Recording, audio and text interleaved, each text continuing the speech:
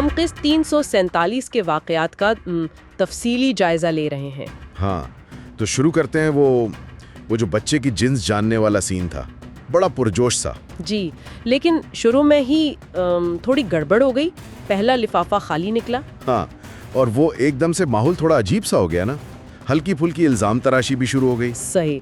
ये छोटा सा वाक़या भी मतलब दिखाता है कि दबाव में ये लोग कैसे रिएक्ट करते हैं, फौरन एक दूसरे पे शक। सही।